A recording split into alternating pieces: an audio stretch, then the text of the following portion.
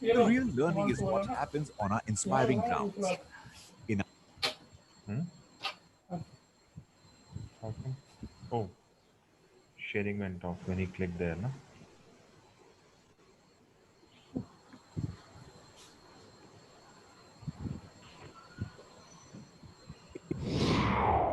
Audio.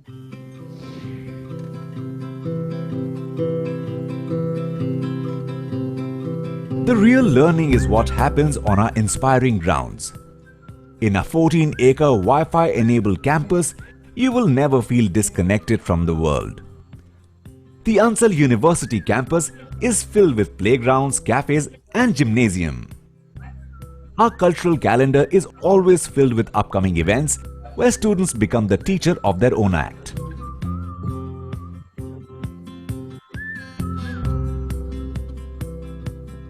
With our prime location, it is very easy for the students to commute through metro and college buses. The on-campus boys and girls hostel gives you a feeling of home, a place where friendship is formed for life.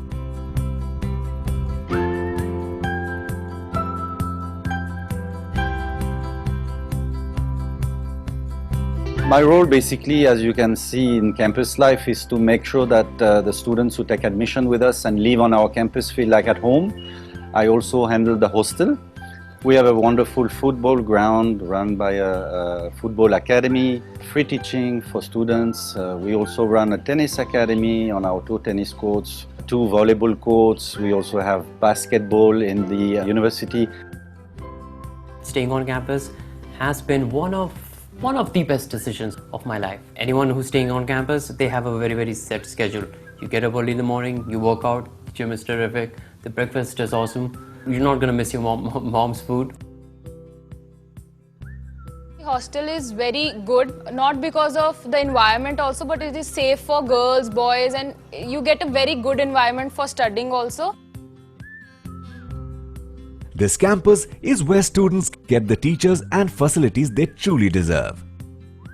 All the 8 schools at our campus have their own state-of-the-art libraries. Students can access them anytime they want.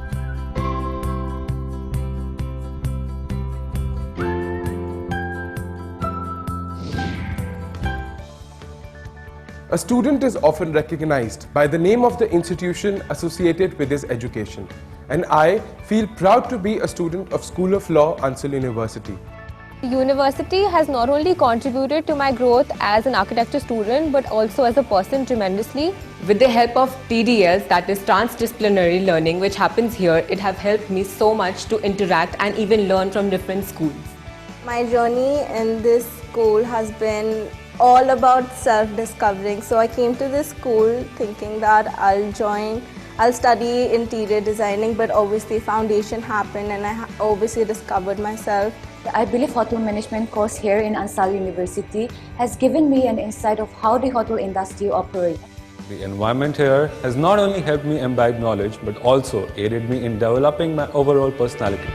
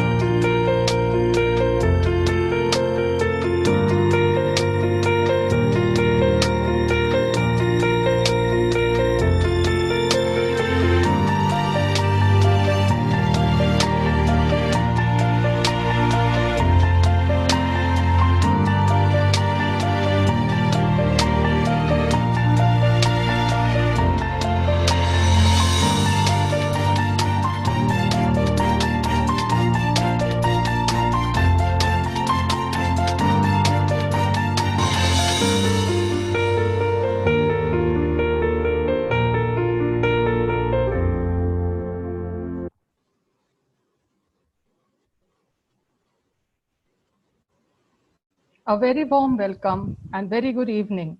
I am architect Tanya Verma, Associate Professor on Sushant School of Art and Architecture, Gurgaon, moderator for today's webinar. A warm welcome to one and all. Respected Professor Dr. Chavi Bhargav, Executive Director and Dean, Faculty of Behavioral and Social Science, Manav Rachna International Institute of Research and Studies. Professor Dr. Vibhuti Sachdev, Dean, Sushant School of Art and Architecture, Director, Architecture Planning and Design, Sushant University. Professor Dr. Garima Prakash, Dean, Vettel Hotel and Tourism Business School, Sushant University. Professor Monica Chaudhary, Director, School of Health Sciences, Sushant University. Professor Dr. Kanupriya, Associate Dean, School of Law, Sushant University. It is indeed a great honor to welcome you all to this webinar series on National Education Policy 2020, titled NEP 2020, The Confluence of Education and Skill. This webinar series is scheduled from 24th September to 22nd October 2020 and is organized with 5 thematic webinars focusing on the National Education Policy 2020, namely NEP 2020, A Bird's Eye View, Scaffolding Strategies, Enhanced Learning for Students, Creating 21st Century Teachers, Transformation in Education, and the 5th and the final webinar is titled NEP 2020, Imperatives and Impacts. These webinars are conducted on every Thursday evening. This is the second webinar in the series titled Scaffolding Strategies, Enhanced Learning for Students. The aim of these series is to gain a profound insight about the new national policy on education straight from the minds of philosophers, theorists, academicians, and logicians, and to discover the way they look at the NEP. The new National Education Policy, NEP 2020, is set to replace the existing National Policy on Education, which was first formulated in 1986 and last modified in 1992. We have gathered with our esteemed panelists from diverse disciplines of behavioral science, architecture, hospitality, health sciences, and law to understand the impact of this new NEP 2020 on their disciplines. Interesting topics like skill-oriented education, innovative pedagogy, transdisciplinary learning, and several other features of the policy would be touched upon to make this discussion informative, deliberative, and enlightening. Without taking much time, may I introduce the schedule for the evening. Our first address is going to be by our keynote speaker, Professor Dr. Chavi Bhargav, followed by an introduction of NEP in the discipline of architecture by Professor Dr. Vibhuti Sachdev, followed by Dr. Garima Prakash. She will discuss on the hospitality industry. Then introduction to NEP in the discipline of health sciences by Professor Monica Chaudhary, followed by Dr. Kanupriya discussing NEP in the discipline of law. Post that, we will have a panel discussion, open house for question and answers, and session wrap up and vote of thanks. It is a great honor for me to introduce our keynote speaker for the evening, Professor Dr. Chavi Bhargav, Executive Director and Dean, Faculty of Behavioral and Social Sciences, Manav Rachna International Institute of Research and Studies. Also Trustee and Secretary, Dr. O.P. Bhalla Foundation and Manav Rachna Vidyantriksh. She holds a MA PhD in psychology and is also a practicing psychologist and a psychotherapist, having more than 29 years of experience. She is actively involved in institution building and is an educational entrepreneur. She holds a keen interest in promoting awareness of mental health and wellness, involved actively in diversity and cultural studies, behavioral and social research, gender studies, nation building, and social responsibility. Dr. Chavi is instrumental in training and empowering the women, children, youth, and young adults towards employability skill, life skill, mental, emotional health and wellness. She is trained in strategic management and defense studies by the Regional Center for Strategic Studies, Colombo, in collaboration with Smithson Institute and also with the Washington Institute of Peace and Conflict Studies. She has been awarded the prestigious and competitive Scholar of Peace Fellowship 2004 by Women in Security, Conflict Management and Peace by His Holiness the Dalai Lama Foundation for Universal Peace. She is also a certified career counseling coach from ICCC. May I request Dr. Chavi Bhargav to deliver her inaugural keynote address. Over to you, ma'am. Thank you, Tanya, for that, for being so kind and a very detailed introduction. And I extend, I say, I mean, there are so many panelists here, and it's a privilege to be amongst the panelists. Dr. Vibhuti, Dr. Garima, Dr. Kanupriya, and all of you, all my fellow colleagues. And, you know, today's, first of all, I must congratulate all of you for thinking of this such a niche topic to pick up, scaffolding and strategies enhanced learning for students. And today's presentation, I thought about it, and I have divided it into 3 parts. A bird's eye view into NEP, the points that I feel are the, you know, the best features of the new education policy. And then a little bit on scaffolding and some of the strategies that in higher education we have been using and we can implement. And as educationists, we can see, can we experiment and can we play around with some of the techniques. So the first thing is the salient features. And for me, the biggest shift in this new education policy has been, as a psychologist, I felt that it has made the much required shift from memorization to learning how to learn. And this was much needed, and it will, hopefully, it will translate into critical thinkers, what we were feeling we were all lacking. There is increased flexibility and choice of subjects to study, and no hard separation amongst curricular, extracurricular, co-curricular, all those terminologies, I hope, hopefully and for the best, become redundant. It's just holistic education as a whole. And universal education increase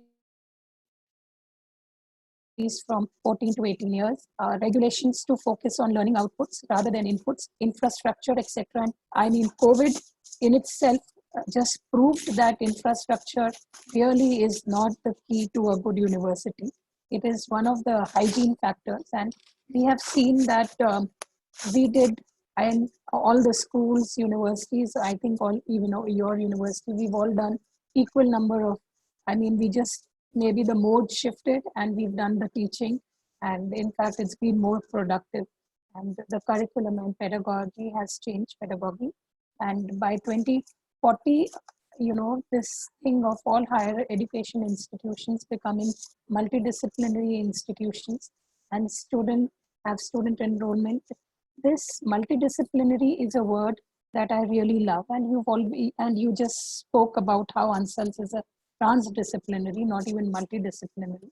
So that's, you are already ahead, and we are also in sync with the new education policy. Research universities will focus on research, and teaching universities will focus on teaching, but also research. These two things as educationists, you know, earlier when I did my graduation and post-graduation from Delhi University, we had research institutes, there were research bodies that did social research, hardcore research. And the universities, because did teaching. Colleges, whether it's Lady Shri Ram or Daulat Ram or wherever, there was teaching there. And right now the pressure was coming onto, you know, because not everybody is a researcher, and not every researcher is a good teacher. So I think this distinction is also, I feel it is helping the academicians and affiliated colleges to become degree granting autonomous colleges. That of course is a positive takeaway. Can I have the next slide? I'll just go into a little bit of history of scaffolding. Of course, we all know Bruner gave that, but it was based on Vygotski's theory He's a cognitive psychologist, and there are three essential features. The first feature is the interaction between the learner and the expert, which is collaborative, and it has to be collaborative for it to be effective. The second is that learning should take place in the learner's zone of proximal development, which means that, we have, it is in the next slide, not right now, but it simply means that where that area where you feel the learner is going to make the maximum learning can happen in that zone. That is where the teacher, the facilitator, the mentor needs to focus on. And then the expert, and for this, it seems easy, but as people who are into the field of teaching and learning and facilitation, we will realize that to help to go into that zone of proximal development, each of us has to know the learner very well. If I do not know each learner, or I do not know the capacity, what the learner brings to the table, I will not be able to really concentrate on that zone. And the third feature of scaffolding is that it's like a scaffold. You support, you guide, and you give the prompt till it is needed, and then you just remove. So as the learner becomes more proficient, the support guidance provided is removed, and the learner becomes an independent learner. Even if I talk about, Vygotsky is not just this concept, this entire learning theory is based on, we all learn, not just from, learning doesn't happen in the classroom alone. It happens in the society, you learn more. And, the new education policy, with the two things that they have made, is that in the native language, which any cognitive psychologist, or you talk of Piaget or anybody, will tell you that that the maximum learning happens in our mother tongue, or whatever language we think in. And so this is scaffolding techniques. This helps out. And then the support, of course, and then the support is weaned, and the aim is even this, this multiple exit and entries that the new education policy has is a good thing in certain ways, because it enhances the learning independence of the learner, and also for adult learning, if we talk of. So then that adult learning, which was always on the periphery of many things, becomes doable now. Can we come to the next slide?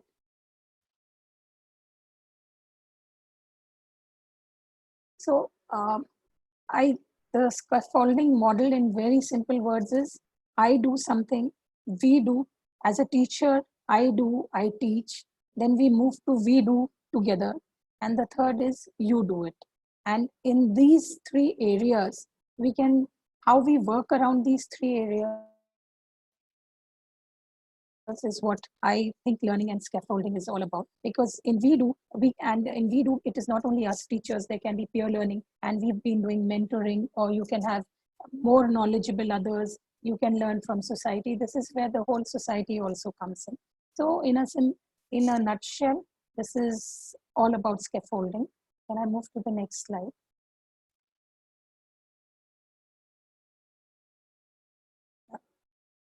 So if we, for scaffolding to be effective, we have to pay attention to the selection of the learning task.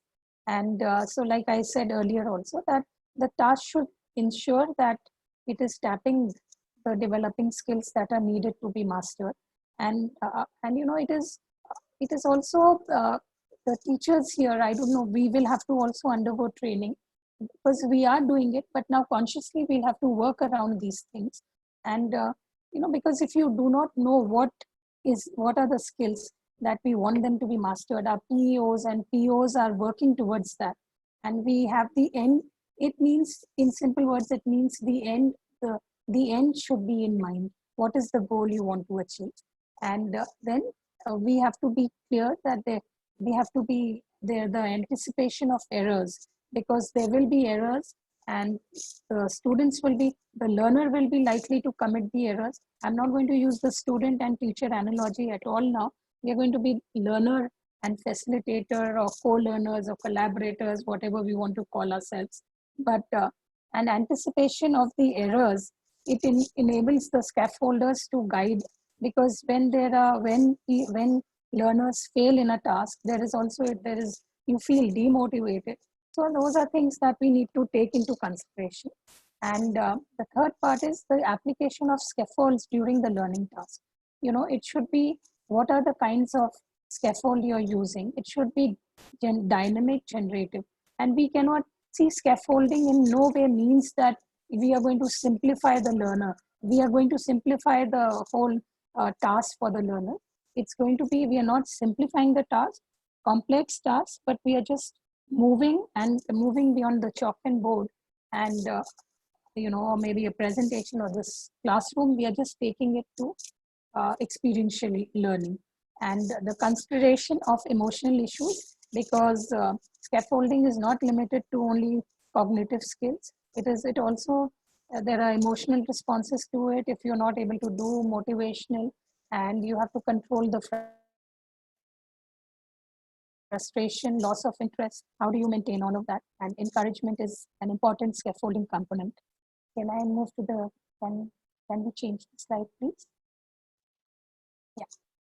So key things are zone of proximal development, which is popularly known as ZPD, and more knowledgeable others. So it is what I can learn on my own, what I can learn with help, which is the zone of proximal development, and what is beyond my reach is something that nothing happens. So that is the area we'll have to leave blank. But these are the two areas we can work on. And what I've done is, in the third part of the presentation, I'm just going to be looking at activities that we have done, which comes under scaffolding and under just under the proximal, and how they have helped, because the proximal zone of development, whether it's school, for a smaller children, they have for school education, they have built up a lot of curriculum, and everything is working on these areas, how to learn language or others. But for higher education, I just thought of a few things that we are doing, and maybe we'll discuss that in the next part. The next slide, please.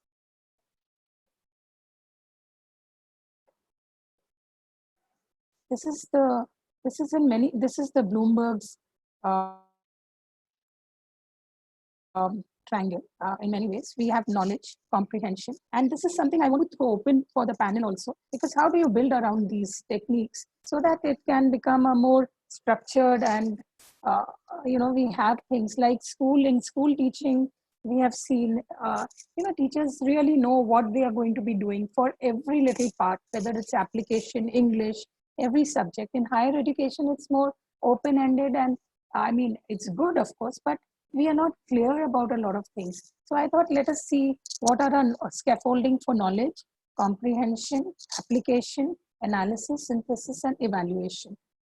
And these are, along these lines, the whole activities, some of the activities I thought we can look at. Can we go to the next slide?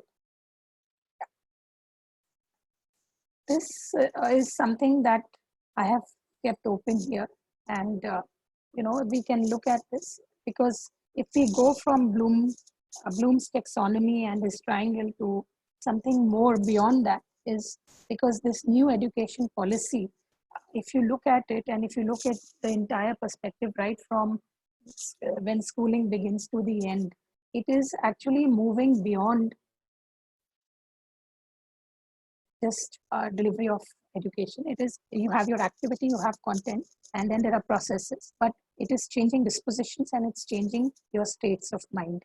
Because when you have, I know there have been a lot of criticisms regarding the native language and how will it be implemented. But I have always felt that there are two parts to anything. The first is the theory and the conceptual issues. Implementation is the other part where there is difficulty. Because if you look at NEP 2020, conceptually it's very strong, and it's a big move for all of us. Because our learning system also, learning is holistic development. And what was happening is we are learning till school, we are always taught how to obey. And then when students go abroad, that's where critical thinking comes into play. And we don't know how to ask the questions because we haven't learned how to ask the questions. When we ask, we are always told. And see, I'm a teacher, and that is why I think I have basically, I am just a teacher, and I think that's what gives me the right to criticize myself. And I know that at times we just say, okay, now chup karke baith jao. I'm saying no, just listen. But and with Google there, and there are so many things happening. So dispositions is what this new theory is going to change, and states of the mind. Because now we are going to move from just one-way traffic to two-way traffic. It may get messy, that's okay, but we will all learn to navigate. And this is something I thought, I just felt that this is an important part of NEP and scaffolding also. And we'll go into scaffolding techniques along these lines. Can we have the next slide, please? So what we did was, there are many things that everybody is doing, and these are some of the things that I thought we can talk about, and which is employability enhancement skills, because it is in the proximal development zone. You talk of, PDJs, so employability, because when we do that training, what they can do, and we go beyond it. And then then of course they clear the interview, because when we do the training on language, on how to face interviews, mock interviews, we're just doing that. Then there is, for us, we do corporate social responsibility. This is, and which is a mandatory part. So you're going into the community and making people being part, and it is part of also more knowledgeable others. You sit with them and you work on around those lines. Life projects or social action research, and then you have psychometric profiling, and you have drama, theater, arts, all those other parts as part of learning, organizing seminars, management fairs, the outbound training, and role play, sports and co-curricular activities, debates, presentations, entrepreneurship ventures, and participating in competitions at other institutes. Then we introduce even the, instead of, you have the continuous evaluation, but how about bringing in open book, open-ended evaluation? There is and then of course, because we have a psychology full-fledged department, so we have a human lab, assessment center, development center. We also have this gender empowerment, women leadership development center. And and then there are some more. Can I have the next slide, please?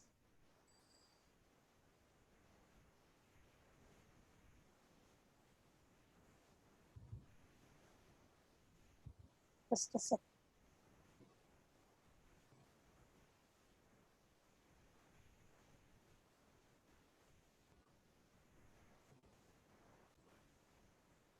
And this is the last slide. Yeah. Actually, I just, the connectivity was so poor, I just couldn't see anything. So okay. This is the last slide, because I'm going to be, we're talking about entrepreneurial and innovative pedagogy, clubs and committees, strong industry interface, and field immersion training, leadership training by leaders from various walks of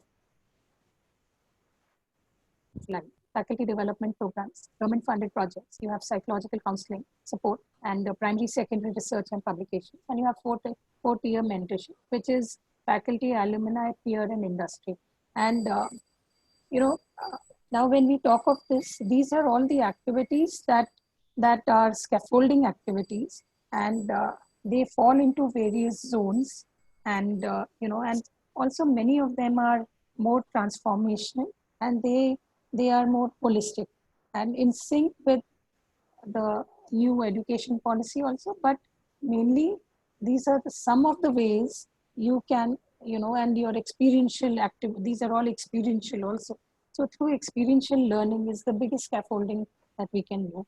And that is the way we can work around things that help in that help the learner in grasping the concepts, because here you can go into, it's both conceptual, theoretical, conceptual, and practical and applied. All four parts of learning are this, and from the I do to the we do and to the you do. That part becomes, by the end of this kind of learning, the student is independent to move ahead and do what he has to, or he becomes an independent learner. And I actually timed everything. So I think I have taken a little 4 minutes more than what was supposed to be. So no, ma'am, you can continue. There is still, you can take 4-5 minutes more. Okay. So in a nutshell, this is what I thought I wanted to present. And these are my views on, scaffolding and the new education policy. And, and there are many more things that we can look at. And I hope to learn some more things that we can implement. These are some things that in the course I have, and we have, as a team, we've been able to implement and see through it. And many things we learned. As an example, because we in certain universities or certain times, we dealt with first-time learners. And in way back in 2008, when the university started, there were many first-time learners, especially in the Department of Management, which was the first department I set up here. And what happened was that it was because this Faridabad area and others, and there were many women who were first time, in their house, they were the first ones to come and learn. And that's when I realized, and many of these things you realize that how do you do the hand holding? At home, the father is objecting, the entire family is against them, and then they still want to learn. What is the way, and what is the way forward? Because many of the times what was happening is,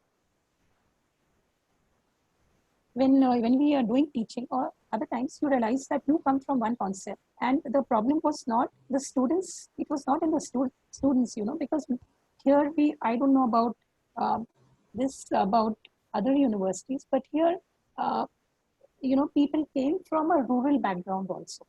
So, and they did not even learning how to learn in itself was a challenging task. And that's when you realize that how do you teach somebody to learn? That's where the gap was, because, management and everything, we have a certain way of teaching. There is a certain rigor to it, and there is a certain style to it.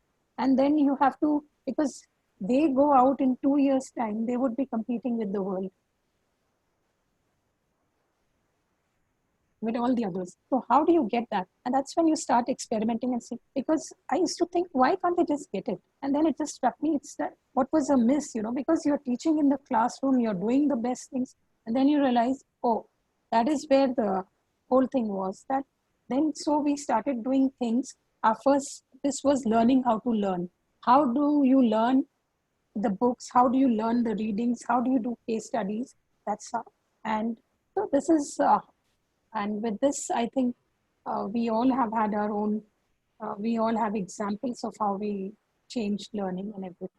And I come to the end of the presentation, and thank you for giving me the time, space to express.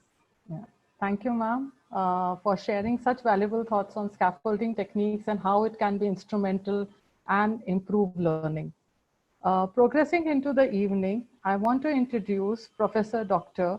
Vibhuti Sachdev, Dean at Sushant School of Art and Architecture and Director, Architecture Planning and Design School, Sushant University.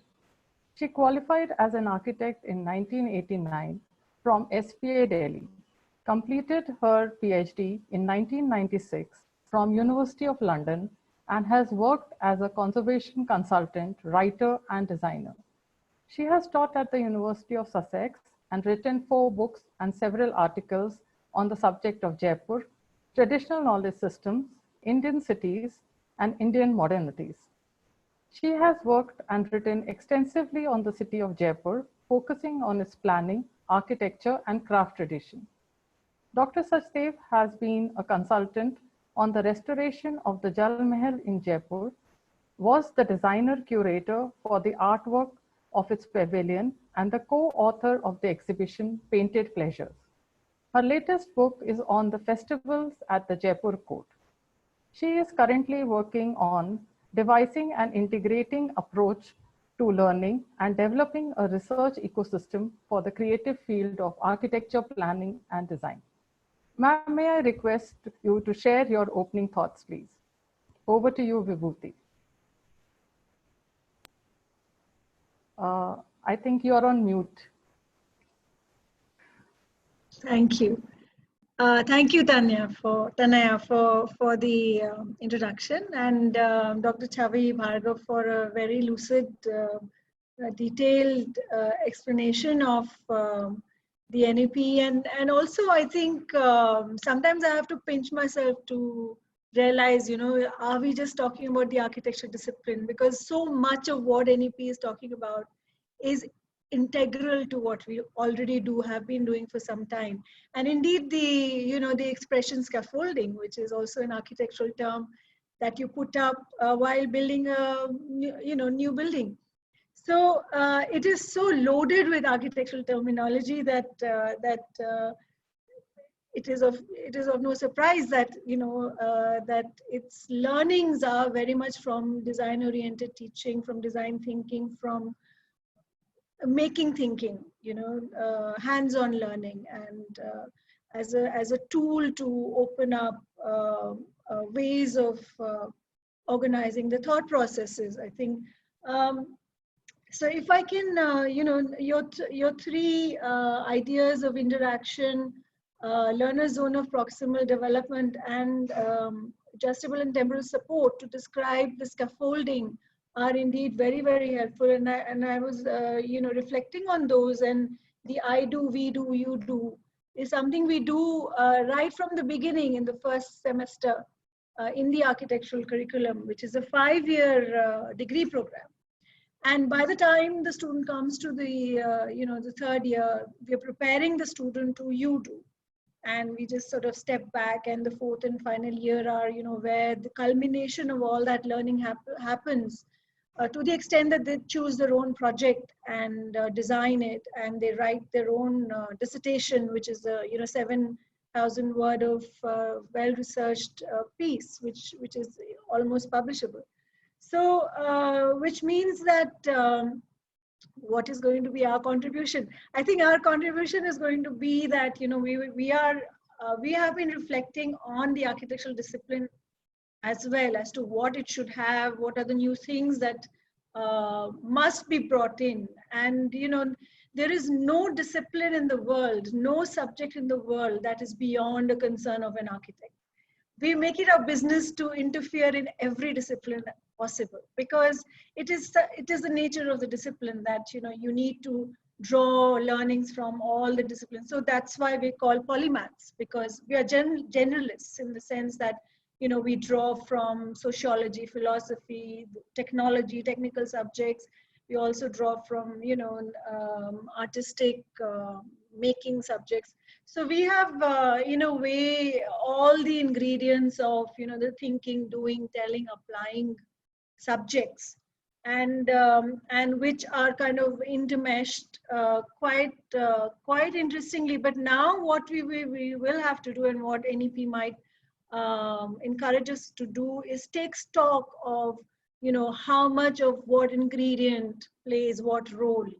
At the moment, our focus has just been on the architectural outcome, and whether we can actually widen our net and think beyond the outcome to be just an architectural design, and whether we can take architectural education apart from it being a kind of a license giving job-oriented, project-oriented discipline, architectural education as an education itself that empowers people in the creative skills, and how then that also becomes a good education for a citizen of a country to have, because it's so general and indeed inherently multidisciplinary. Also, we've had what NEP talks about, the choice-based credits in terms of electives, where students choose their own, almost a specialism. And we've tried to do that now in our new curriculum. We've we've started the choice-based credit system from early on, from the second semester actually, and so that it grows along through the years into a specialism, if the student so wishes, or or the student could have a bag of skills that then later on, for example, product design or photography or film or cinema. There are lots of these traditional systems, lots of these electives that the students take themselves to arrange, almost curate their degree. I think that is something we will be working on, to see a degree program as a curatorial exercise where you pick and choose and you design your own BArch program within the, of course, the broader outcomes of what is an architect. That also, what NEP has also done is actually, made us all think about our own disciplines in a deeper way, and and try to kind of remove the kind of disciplinary blind spots we all suffer from. That this cannot be architecture, this cannot be, trying to keep things out rather than included.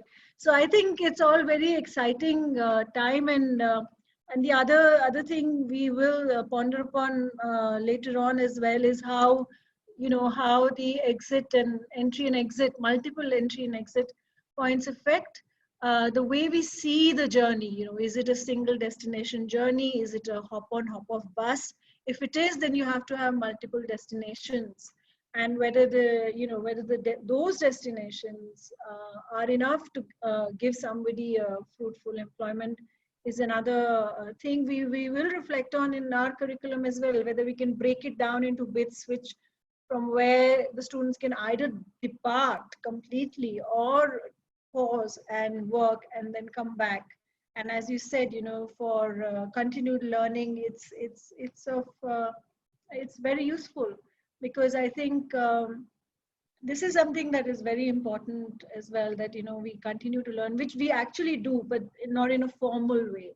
And I think that formalizing learning and constantly upgrading your skills is very important now that technology has been moving so fast, and our paradigms and models have been shifting so rapidly. The idea of a family is changing, the idea of a community is changing, the idea of home, therefore it changes. City is changing, so obviously then we need to kind of reflect, have and education is something that provides that reflective space, a deep reflective space. I mean, of course it gives you a degree and all that, but there's no other way you can deeply reflect on a situation before you can act.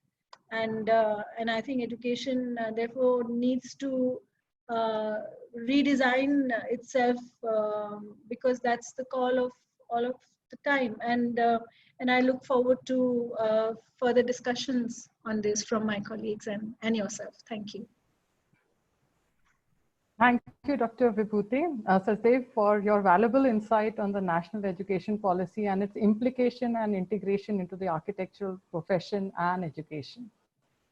Now I would like to introduce our next panelist for the evening, Dr. Garima Prakash, Dean, Vettel Hotel and Tourism Business School, Sushant University. Dr. Garima Prakash brings over 28 years of diversified experience in hotels, management and operation, and ranging from concept building, menu designing, menu engineering, recipe development, guest interaction, training and development, human resource hiring and management, handling employee grievance and discipline, to hotel food production and service operation.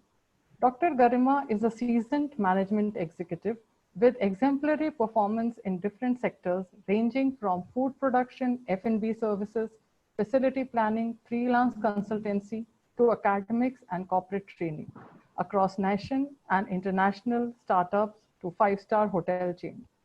She also holds command on facility project management, experience in leading, managing, and executing multiple projects. She holds a collaborative approach to learning, high performance, and culturally diverse team. Over to you, ma'am. Thank you, Sanaya ma'am. Thank you so much. And good evening to everybody. respected Dr. Chavi ma'am, Dr. Vibhuti, Dr. Kanupriya, Dr. Monica, and all my colleagues. It's a great pleasure to be a part of this webinar. So now, and thank you ma'am for, thank you Dr. Chavi for a wonderful presentation, and Vibhuti ma'am for building on it. I am pretty excited about the whole thing because I think it's really going to transform the discipline that I belong to.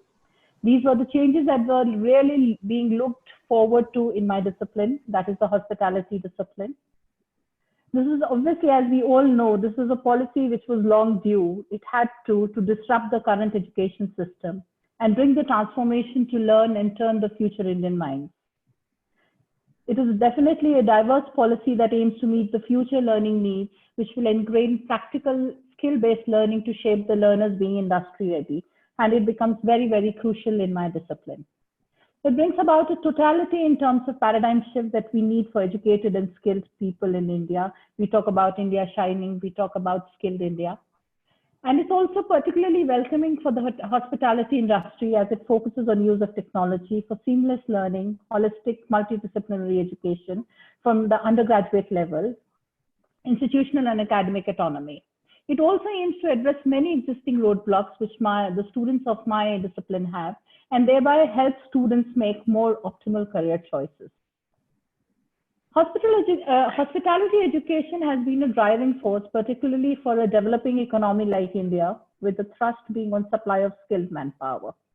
And this sector is set to benefit a lot from the new education policy, as I said. And now coming to the impact and alignment of this policy with the existing hospitality education, I may say, as the National Education Policy proposes introduction of a 4-year multidisciplinary undergraduate program with a multiple exit options. This is the most desirable option for hospitality education. Hospitality institutions can also look forward to merging the batches and ensuring substantial cost reduction, which is not happening as of now. Further, it can be linked with the global education pattern, since this regime is also followed across the globe. And the widely repenting students who earned a respectable diploma but were yearning for a higher certification had something to cheer about. They can really look forward to. There are many of us. The NEP will also lead to standardization of hospitality education. The move to convert all degree courses in hospitality education to 4 years duration in the new education policy would result in a standardization of the syllabus, faculty, and infrastructure. Like our core or the mother body of hotel management, National Council's policies follows 3 years, and universities, most of the universities are following 4 years. And that is where, you know, the discrimination comes when you explain it to the parents and the teachers. So this is going to standardize the hospitality education, and we would not have to further go on explaining why 3 years or why 4 years. Then NEP emphasizes on design thinking, logic-based decision-making, and innovation. This will definitely initiate an industry-aligned ecosystem by promoting skill development in the hospitality and tourism sector. It will benefit students and will help in creating jobs and entrepreneurs that will in turn help the country's education system meet the global standards. NEP also proposes opening up Indian higher education to foreign universities. So foreign colleges setting up campuses in India would soon be a reality. Attaining a degree from a foreign university has always been a guiding force for a hospitality enthusiast in India. And thankfully at Sushant University, we already are representing the International Hotel School, that is the Vittel Hotel School.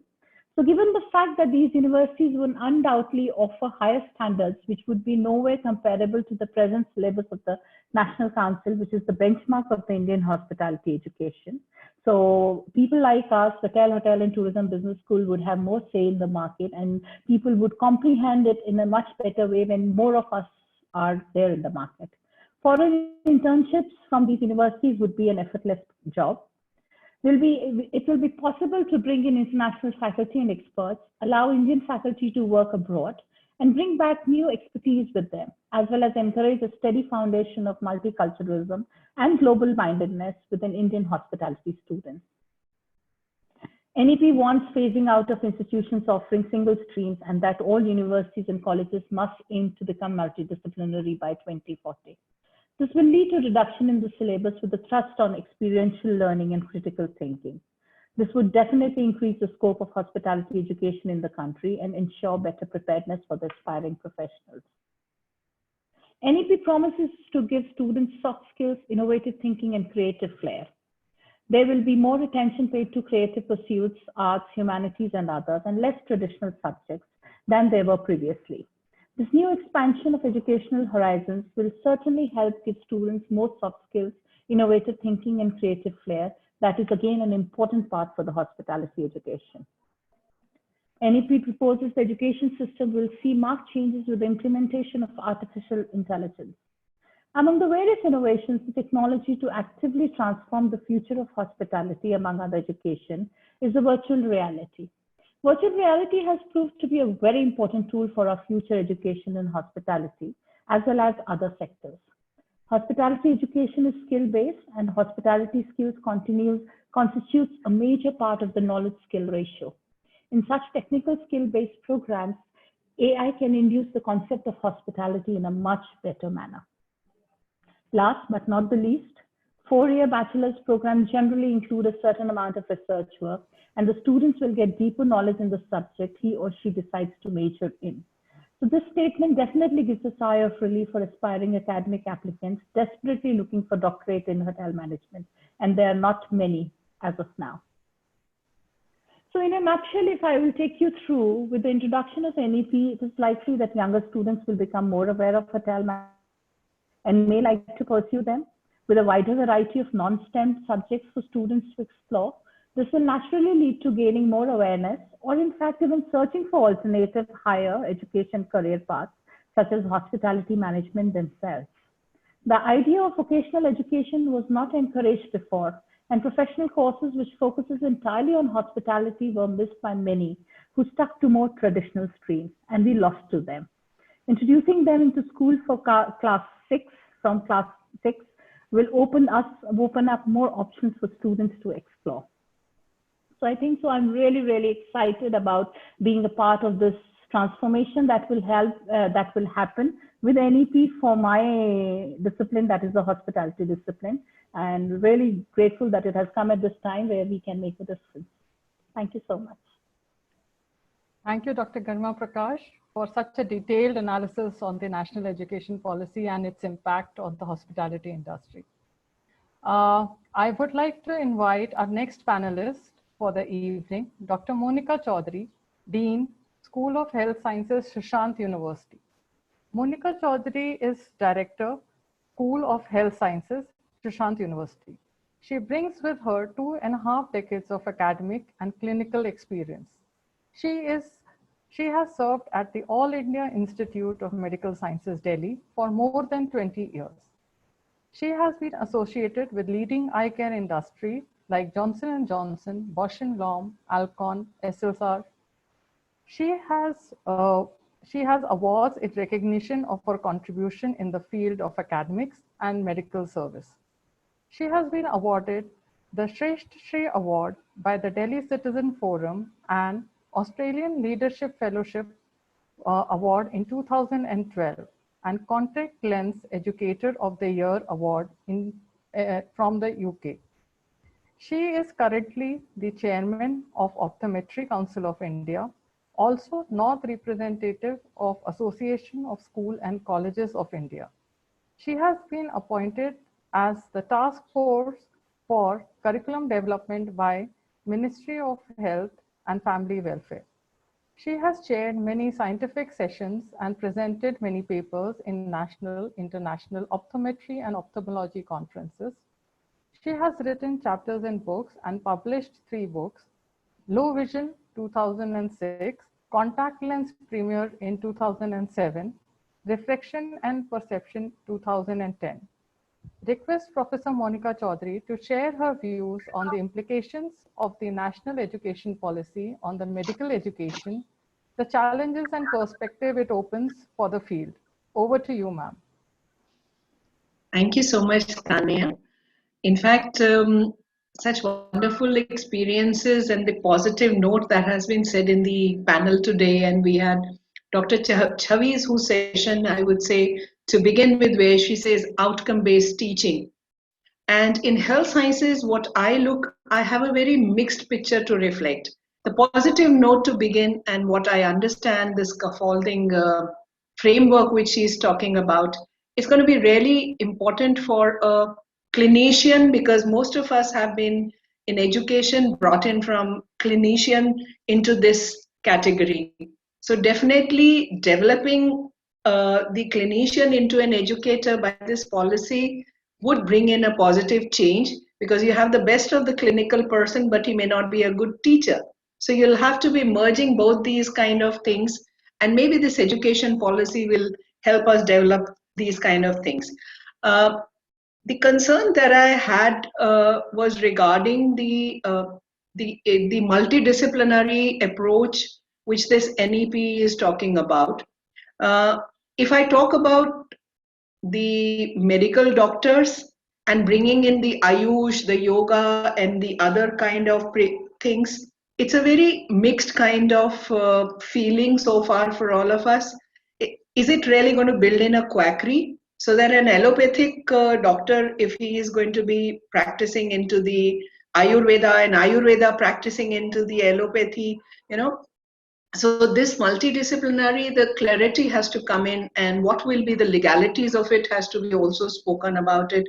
And I think it's not a welcome decision by the National Medical Commission itself to allow this kind of merging of prescriptions, or at least having an allopathy or a Unani doctor prescribing the Ayurvedas prescribing the allopathic medicines. The second thing is the pedagogy of all medical programs or health programs or allied health programs is very exhaustive and intensive. So whether we start adding too many things or curriculum based, enhance it, of course, I do believe that we should be transdisciplinary and we should not be narrow limited. But the question here is, of course, time will unfold it.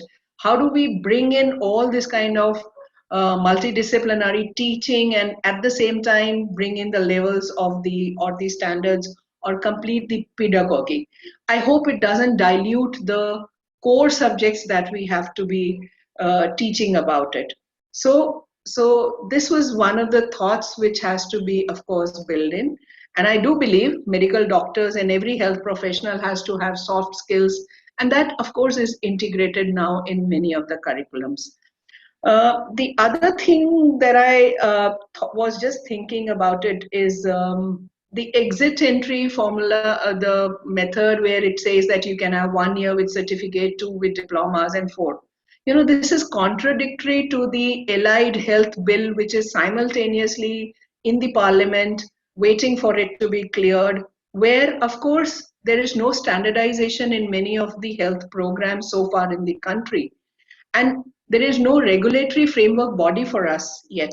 So what happens if somebody who passes out with 1 year and 2 years and then comes back after 8 years without any practice or handling any patient?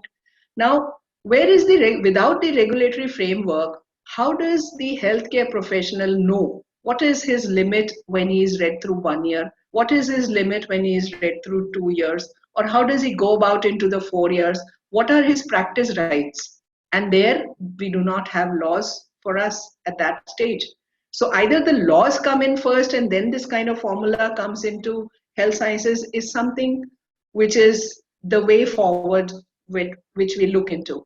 Second thing is, the first years are only basic sciences. You just anatomies, physiologies, and basic sciences. And then you keep going up into the core. And then in the later part, you move into the core internships or the practical components, where they would finally, after going through all the theory, would have the access to at least observe a patient, into it. So this exit entry formula is somewhere not clear in my mind. And I for me, do not see that the health sciences is probably going to merge into it. You see, as such, and if the NEP is talking about giving autonomy to the universities to structure the syllabi, put in multidisciplinary, here again, I have my concerns. What I feel is the country itself is totally not standardized in many allied health and health programs. There is so much of variation. It's not standardized. Somebody is teaching 2 years, somebody half year, somebody 3 years, somebody 3.5 years. So if this autonomy is again further given to the universities to run without any standardization, I think it will dilute the whole thing out.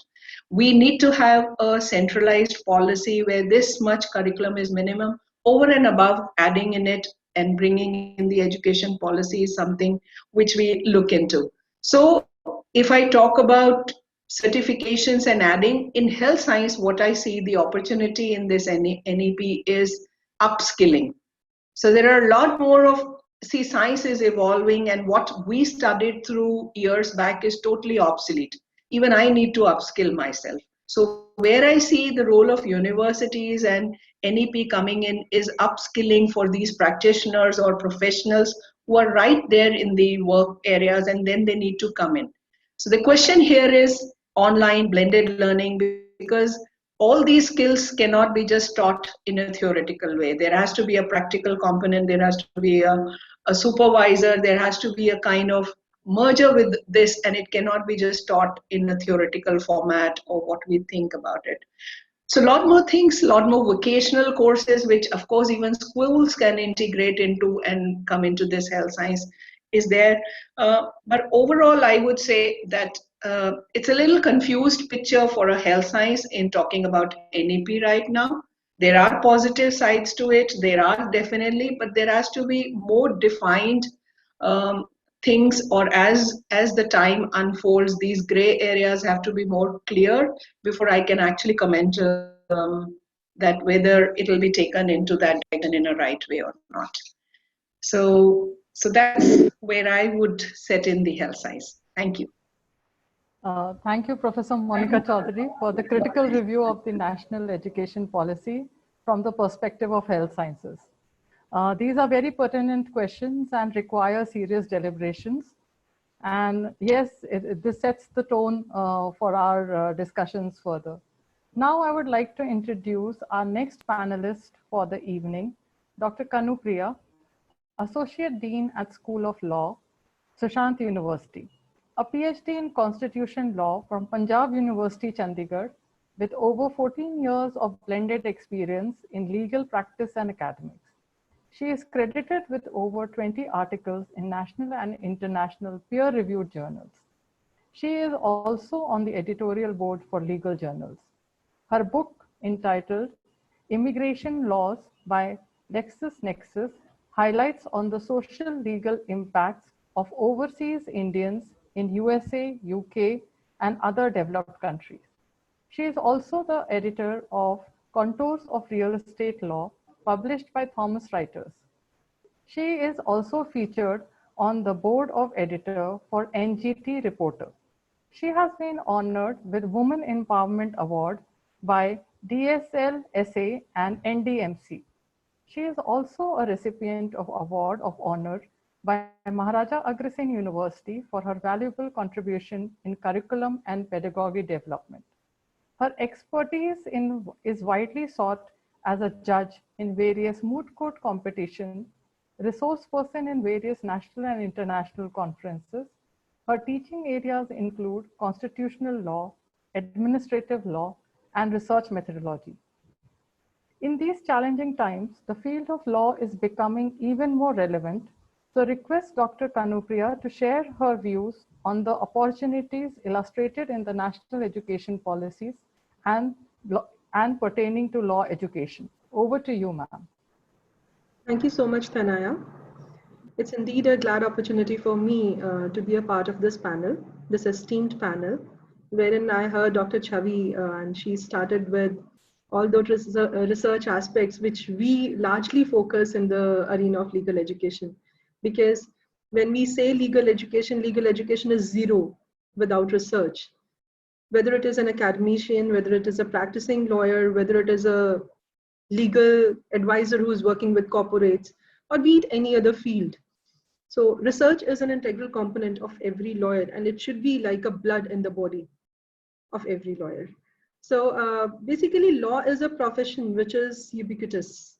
That means it's pervading every other profession in the world.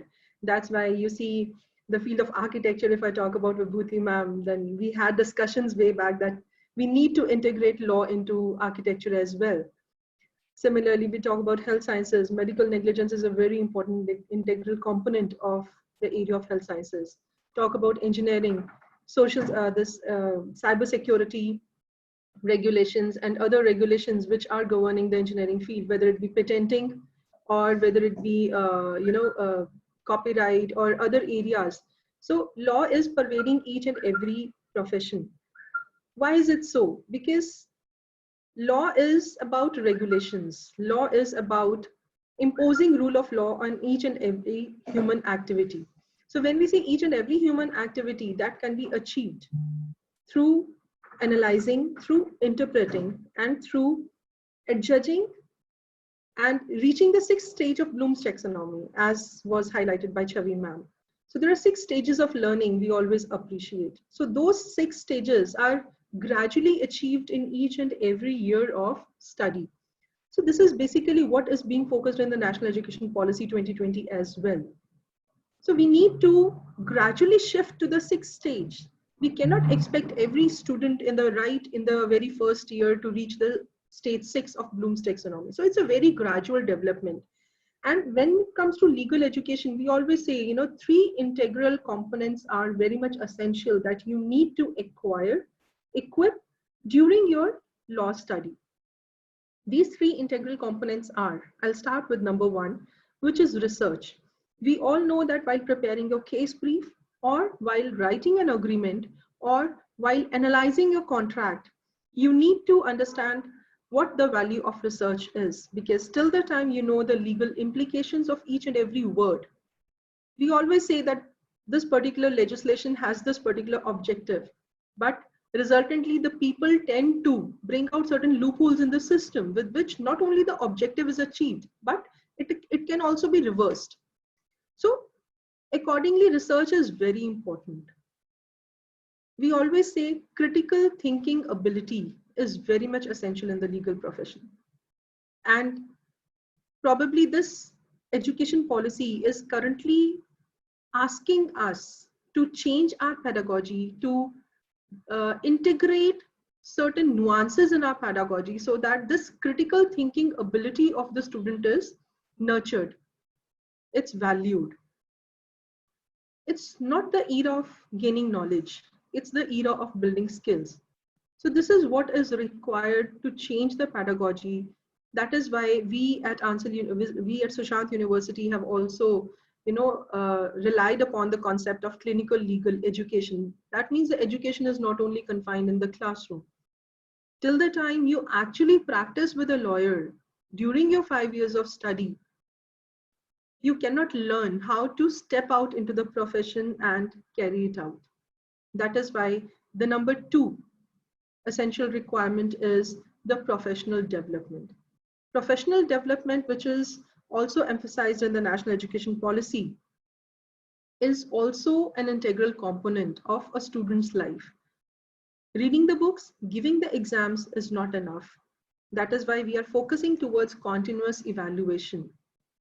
Continuous evaluation is not only based on your theory papers, it also includes your working on the live projects, drafting agreements, preparing the case notes for the lawyers, for the actual practicing lawyers, dealing with the live cases, doing the analytical study. This should be given marks. Also, while you write research papers and you present a research paper in the seminar, we should value that. We have already included in our curriculum here, and I'm happy to share that before this National Education Policy, we have started evaluating the students on the basis of writing a research paper and presenting the same in a conference, other than the conference which is organized by ourselves, so that the students not only gain exposure, but they also build on their skills. The third component, which is again very much essential for the students, is the industry connect. We all know that the profession is largely built on industry connections. And why not? A lawyer should already have a client before stepping out in the profession.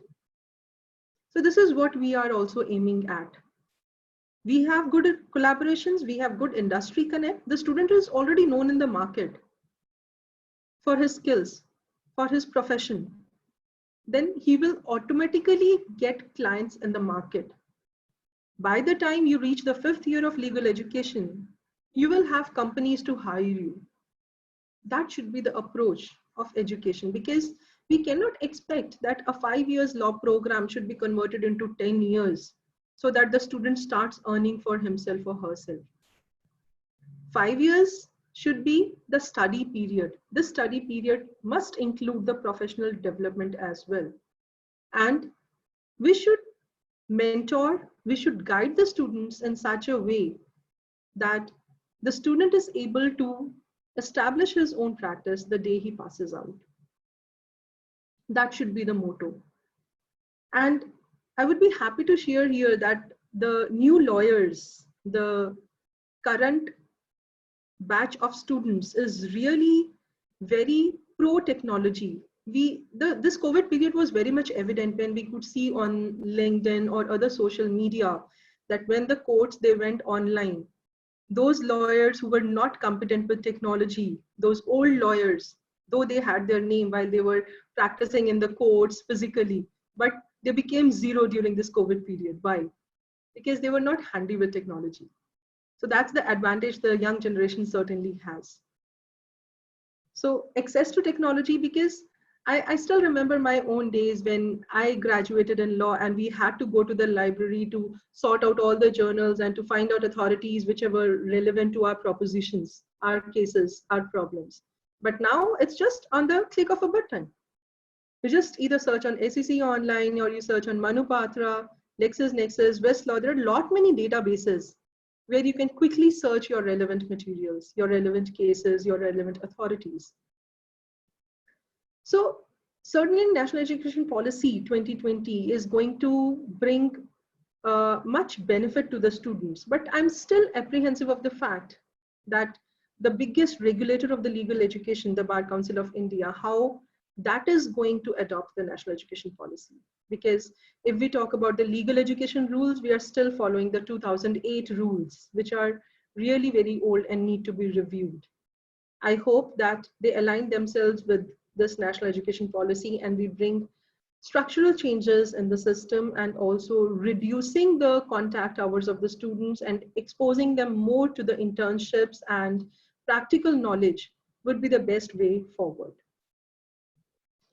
Thank you so much, Tanaya, and I think I'm able to highlight what is being done or is required to be done in the area of legal education. Thank you, Dr. Kanupriya, for your thoughtful and thoughts and perspective on the national education policy and how it is going to impact the law education. So lots of interesting thoughts and perspectives have emerged from the opening remarks by the panelists. These insights are specific to their disciplines, also key aspects of the national education policy, the nuances of each discipline, and the career progression which is built for the students is quite unique. So I would like to open the forum for the panel discussion and would be happy to take questions from the participants which they have for our panelists to answer. Request you to please type your questions in the chat box. So just to start off and warm up the session or the panel discussion, I want to start by asking our esteemed panel their views, starting with Dr. Chavi Bhargav and Dr. Vibhuti Sachdev, as all the disciplines have clear progression in curriculum and the students take 3 to 4 years, and for architecture it is a 5-year-long course to ripen and become industry ready.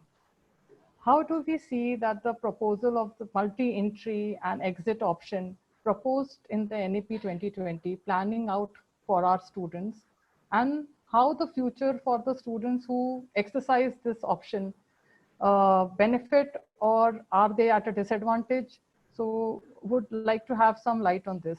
And also I can see on the chat box there is one question from Aditi. So she is asking if she can exit out of the course at 3rd year level, and if she joins back again after a period of time in a distant mode. Now that's a little separate question, but yes, if you can highlight on these points.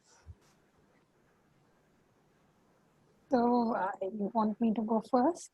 Yeah, sure. I take the second question first, and from whatever understanding I when I went to the NEP. I think that is one feature that is there, that you can join in a different mode. But I mean, there are many things left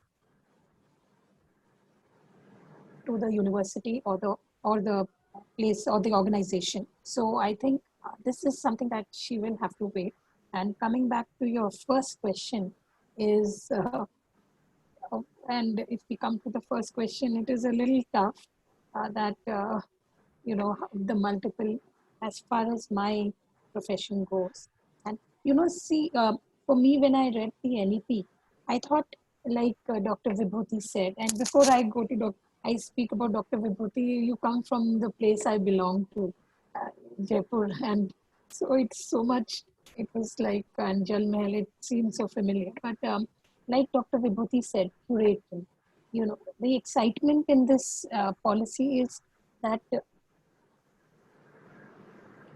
we become architects of our own learning process. And that is the biggest takeaway. And second thing is flexibility. Flexibility, exit, multiple exit entry. If we see the GER, it's you know, there is one India that we are talking about is the middle class and the upper middle class who go to traditional. We move from traditional schools, college with no gap and everything. But there's also another India, and where there are people, you know, who are dropping out, and for them that entry is very easy. Even for people, you know, even suppose somebody is forced to marry, I'm talking about real cases only, so is married at 22 and she wants to pursue.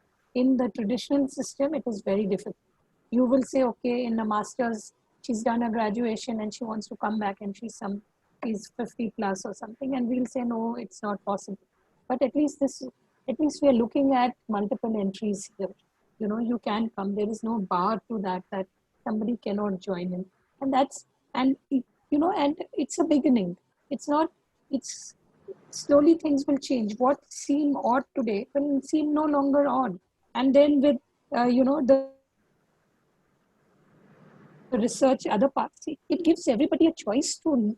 I can curate the study scheme also as per the wants of my profession. That is also the takeaway. You know, there are drawbacks, but that is also one of the benefits. And then when we are talking about with blended learning, flipped classroom, online coming in. So then if you're going to, you know, this is another big thing, that you accept online is equivalent to a degree also, as long as you do the same course and structure. So you are giving equivalent to different forms of teaching. And I think for me, that is why multiple entry exit opens up an opportunity, at least in the disciplines that, at least in the behavioral sciences, liberal arts, because liberal arts is one subject where you curate your own subject. And I think you should also have, if you have to leave, then you can also rejoin. So for me, I think it is an opportunity. Dr. Vibhuti? You're on mute, Vibhuti. This is my perennial condition, to be on mute.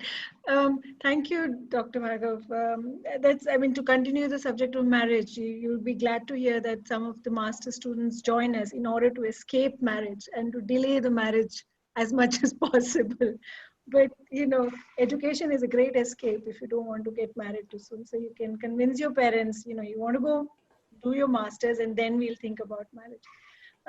Having said that, you know, I think there's very interesting points you raise and all of us raise. And you know, I think it is very important to decide the journey. You know, as you know, on the dry run, we were giving a metaphor that, you know, you're cooking rice and you switch the gas off in the middle. The rice is not going to be edible.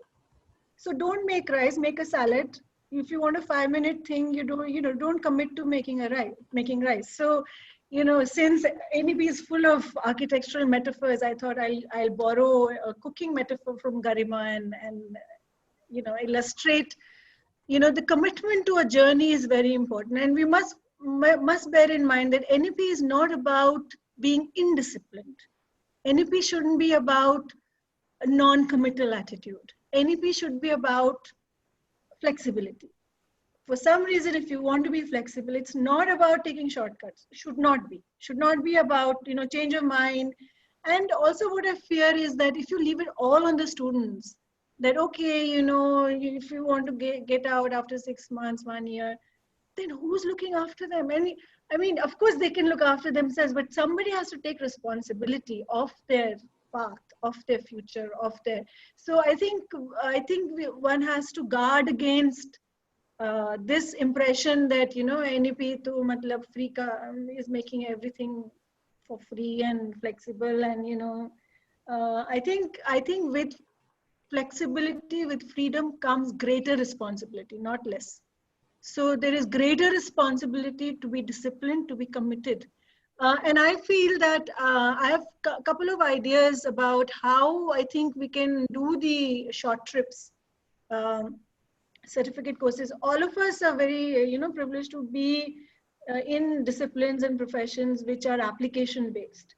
So which means that, you know, when we practice out after the education, it is in a team of other practitioners, and there is such a large informal sector we work on, like, you know, for architecture and hospitality. I'm sure for medicine as well, and full of that, you know, we've got plumbers, electricians, masons, they're not trained. You know, so here is an opportunity to introduce short certificate courses, to train plumbers, to train electricians, to train pharmacists even more, I don't know, but to train, you know, people who cook, maybe, I don't know. So this is an opportunity to break not the longer journey into short bits and say, okay, you can get out, come in, get out, come in, you know, it's a revolving door, you go. No, there are bits of it if you want, you know, but you need to have some decision, some kind of commitment, some kind of discipline as to what you want to do. Of course, you can, you know, modulate it, flexible. The other thing I was wondering, reflecting on, was whether, you know, from an outcome-based learning, which is, you know, which to my mind, you know, is backward learning. You decide the end point and then you work backwards and think, okay, I need to reach there. What if the goal shifts, you know? So can we move from an outcome-based learning to a process-based learning? So then hopping off the bus would be much easier, more possible, because, you know, and then you study the process and see, okay, this guy is going somewhere else. Let's steer this person there, because his or her strength lies somewhere else, not in the goal, but, you know, being a team player somewhere else, not in the kicking, or not in the.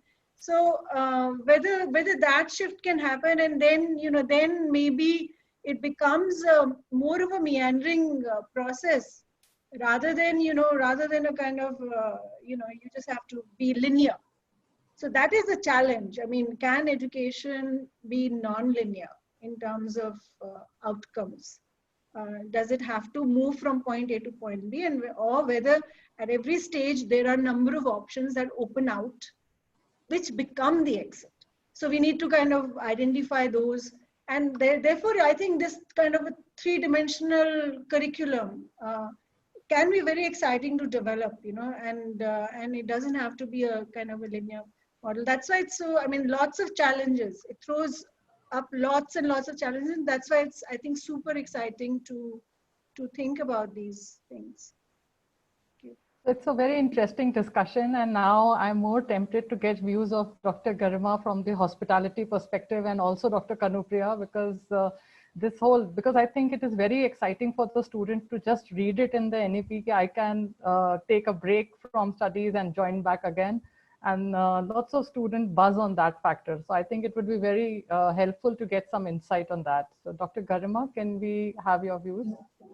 I think so. It's a great opportunity. I'll get to differ with Vibhuti ma'am on this. I think so. I mean, in my discipline, I think so. It can be really exciting, and it can open numerous options for people who get stuck up in the industry, because the kind of industry that we are in, as I also mentioned when I was talking, you know, our profession started with diplomas, and that was the only thing that was required.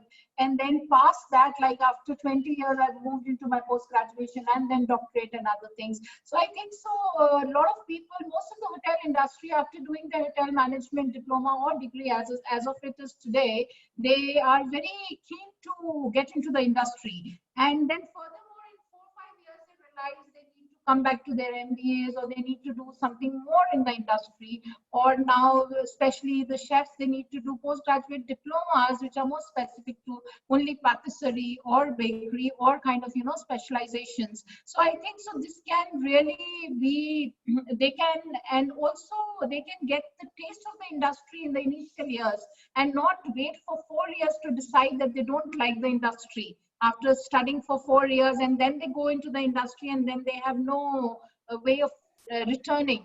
So maybe after first year or second year, they get the taste of the industry, and then if they are still passionate about the stream, and they could kind of build on to that. So I feel it is all right, but also I would definitely agree with what ma'am was saying, was that discipline is something that doesn't come in this age in which it is being imparted, or in which it is being expected, I would say, out of students.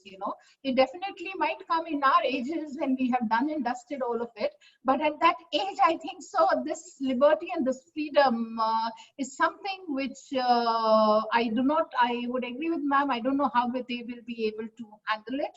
Or maybe I think so more the NEP says that it is an opportunity for the student. I think so it is more option. I feel it's more of an option for parents to decide. So so I think so it has shifted from the teachers to from the students to the parents to decide how the career is going to be molded onto that for at least the undergraduate program. That's how I feel about it. Kanu ma'am? Very insightful, ma'am. So Dr. Kanupriya, I think we are running out of time, so I'll take your views. Then there are 2 questions. We'll move on to them. Sure, Tanaya. So the thing here is that BCI strictly regulates legal education, and Bar Council of India does not permit per se the transfer of education from one university to another. So that was the biggest impediment, and hopefully with this new education policy, I can see many more migration cases coming to my university. So that is one advantage which the students will get. Sometimes the parents, they get transferred from one place to another, and the students are left in the lurch. Whether should I move or should I stay back? Because in case I move, I lose my 2 years or I lose my 1 year. So that credit basket, which is permitted by NEP 2020, is certainly a good step ahead. And when you have credits and when you are transferring from one place to another, despite the fact that you have done different courses, your credits will be transferred. So that is the added advantage. And with this, one more thing can be, regulated by NEP is, or the Central Higher Education Commission, which we are planning to establish, is that they can fix the number of credits per year. So if that is uniform all across the universities, that is certainly going to help the students way forward.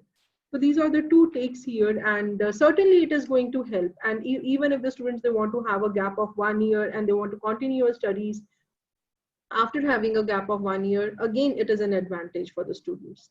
Otherwise, also we do not, we have multiple courses for pursuing law education, whether it be 3 years after graduation or straight away 5 years after 12th.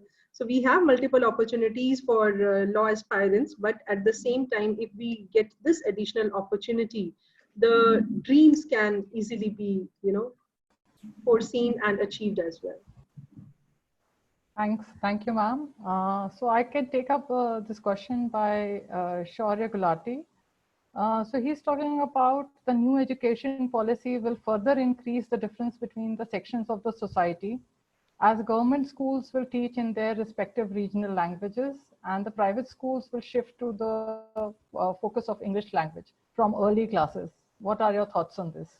So I request any one of the panelists to address this issue. Dr. Chavi, do you want to address it? I think I would love to address this issue because there are 2 things to it. If when we take talk of the national education policy, it applies pan-India. And there are a lot of people who have such a severe, as a psychologist, we've come across, that I have been saying it, that language is just a language.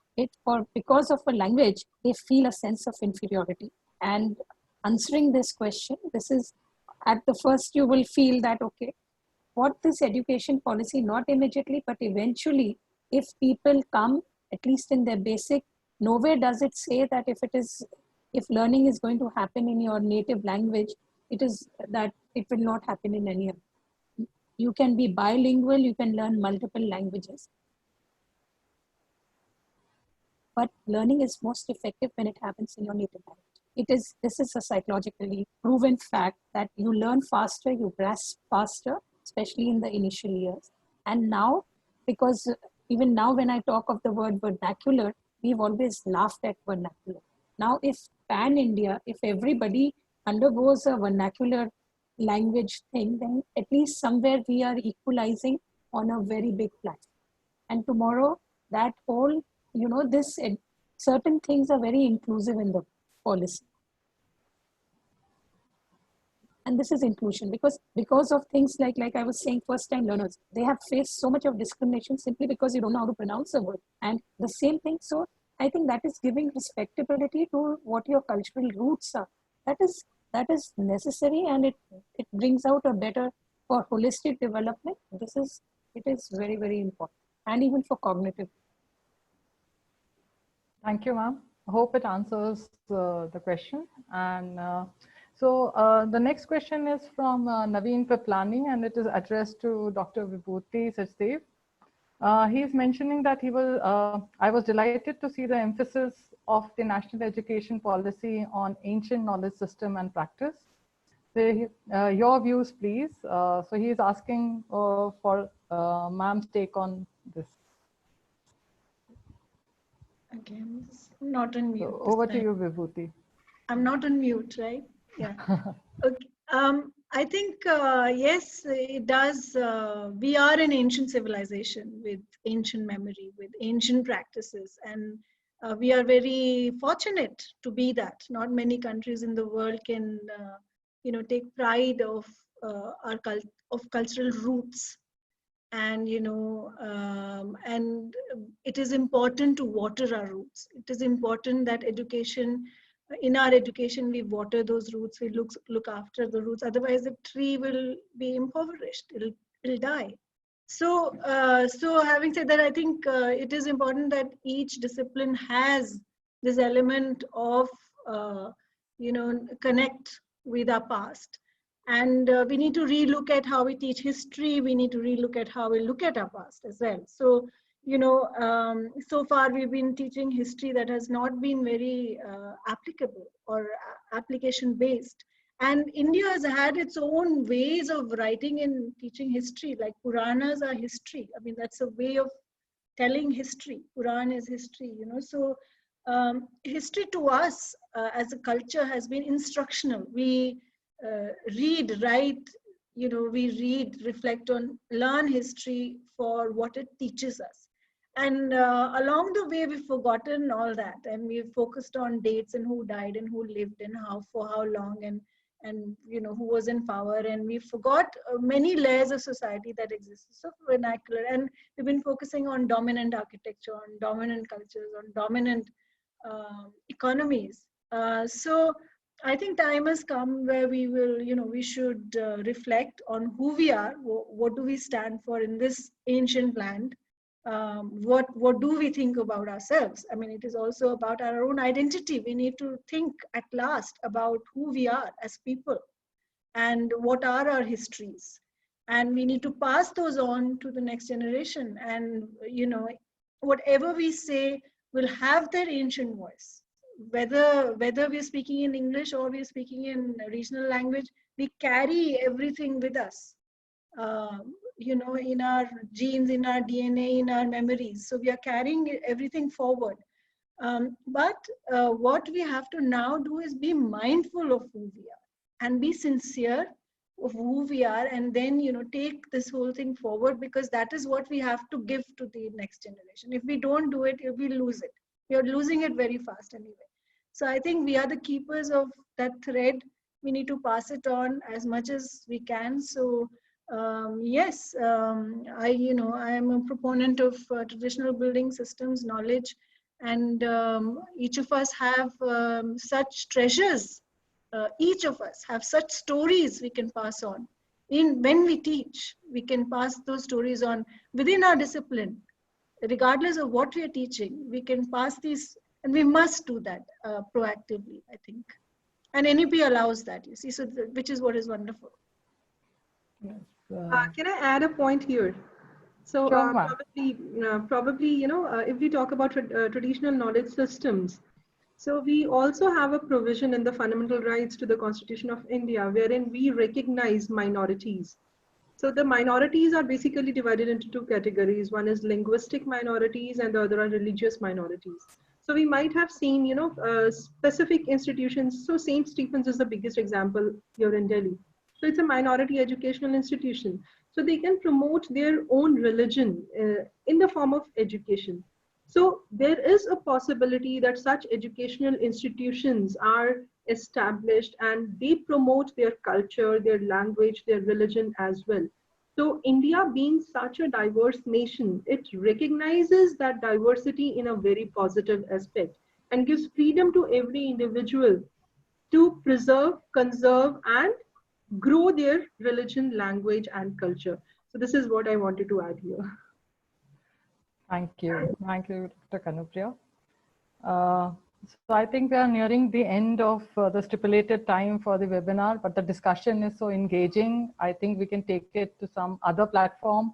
So I appreciate all the participants for coming forth with such relevant questions, and thank all the respected speakers for responding so effectively and decoding the National Education Policy NEP 2020. Which by several educationist philosophers have been considered to be the revolutionary in nature, cast a ray of hope and allow in more than many ways the long-awaited transformation in the education system. The panel discussion has also opened up many more questions which need addressing, and I'm sure will be addressed in due course of time. The implementation of the policy for higher education requires high deliberation and deeply research pedagogic approach at the institution level. I thank all the esteemed speaker and participants for your presence today and look forward for your participation in the next webinar in this series scheduled for the 8th of October 2020, themed Creating 21st Century Teachers. This is scheduled from 9:30 p.m. onwards. Thank you all. Thank you for joining us today. Thank you so much, Tanya. Thank you, everybody. Thank you, ma'am. Thank you, Dr. Bhargav. Thank you. Thank you. Thank you, Dr. Tanaya. Bhargav. We'll Thank share you, notes on everybody. Jaipur. Thank you. Yes. Thank you. Thank you so much for Thank you. Okay.